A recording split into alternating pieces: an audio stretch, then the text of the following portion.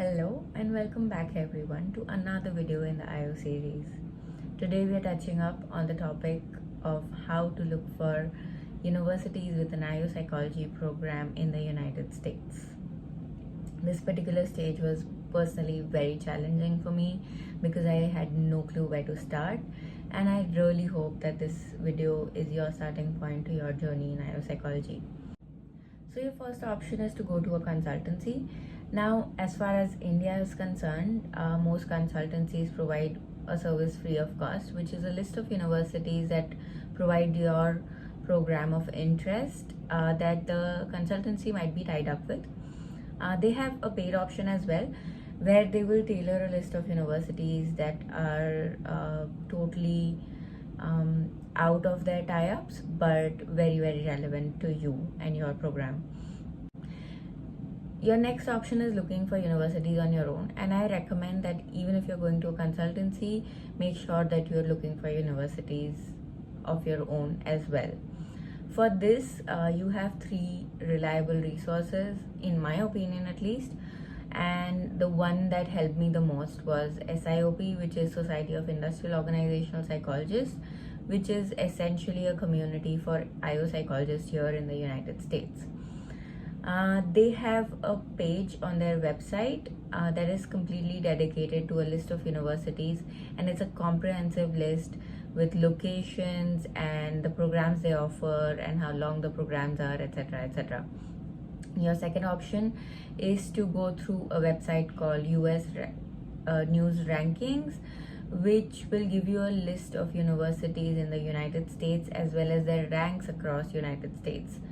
Your third option is to go to QS Rankings, which is also a website that will give you a list of universities across the world and the rankings of those universities across the world.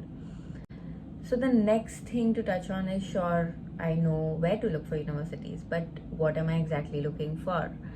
A question that put me in a spiral and made me procrastinate for weeks. Well, the university you are going to end up choosing is going to be tailored to your preferences, your needs, your requirements, etc. Which means that I can't tell you which university is right or wrong for you. I can just give you a set of factors that you can base this decision on.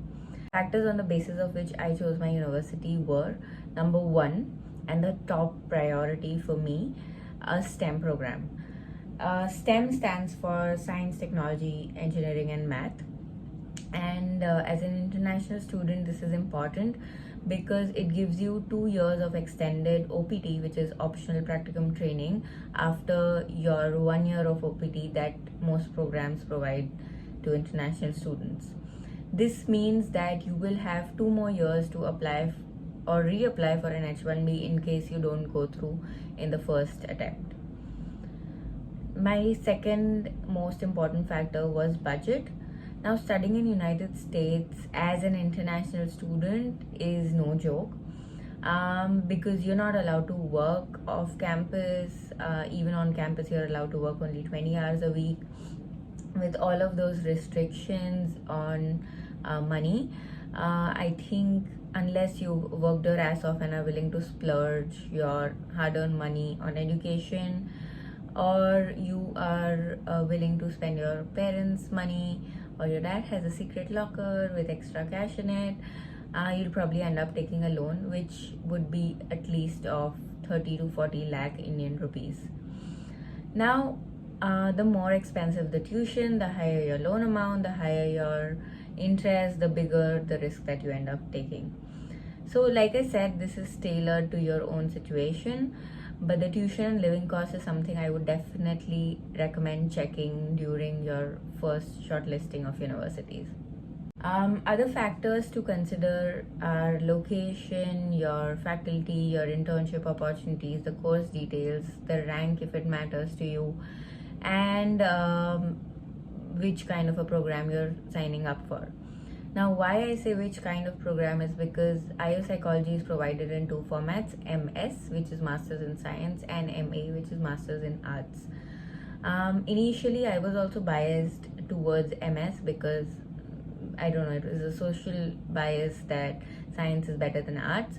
But since I've been here for 2 months now, I see no difference. Even when I was going through the program details, I saw no difference in the courses offered, etc. And hence, in my opinion, it doesn't really make a difference. But if it matters to you, make sure that you check that. Location matters in United States because it's a huge country with time differences within the country and weather differences within the country.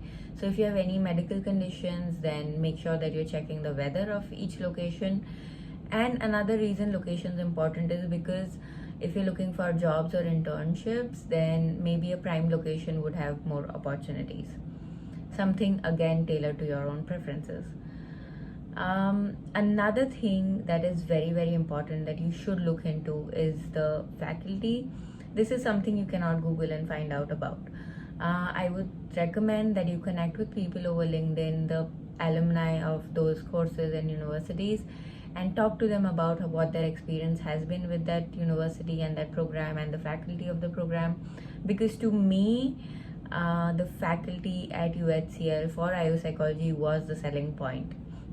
They're incredible professors, and they have incredible experience, and they make learning very easy on us. And that's what I heard from every single person I spoke with during my research, and that made me choose UHCL over other universities that I had the option to choose. The next thing that you should look into is the course details. If you're sure of the path you want to go to after your graduation, then great. Please check the subjects that you require in your future, and check if the program offers those courses. And if you're not sure, like I wasn't sure, I would recommend that you go through each course offered in the program and read about each one of them so that you know very well what you're signing up for. Another factor is rank.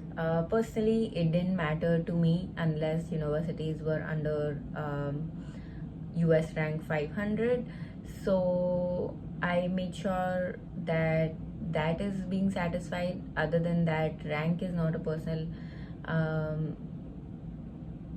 milestone for me, I guess. But if it is for you, US news rank and QS rankings are your most reliable resources, in my opinion.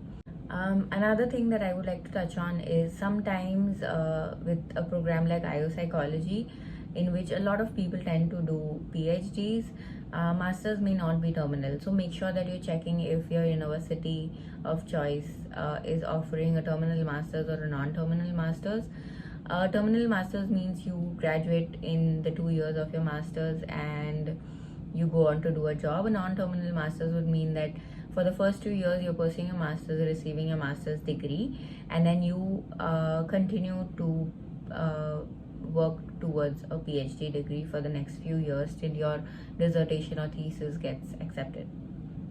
I'm going to be attaching the links to my LinkedIn so that you can connect with me if you have anything to ask or any personal questions about the course. I'm also attaching the link to US News, SIOP, and QS rankings so that you have easy access to those websites. I am attaching a link to an Excel spreadsheet that I used during my shortlisting period, and I hope that this spreadsheet helps you get a clearer idea on what you're looking at in your future. I would say that in your first shortlist, make a list of at least 50 universities. After you're done doing this, in the next video I'll be covering how to make this 50 university list into a 8 to 10 university list that you end up applying to.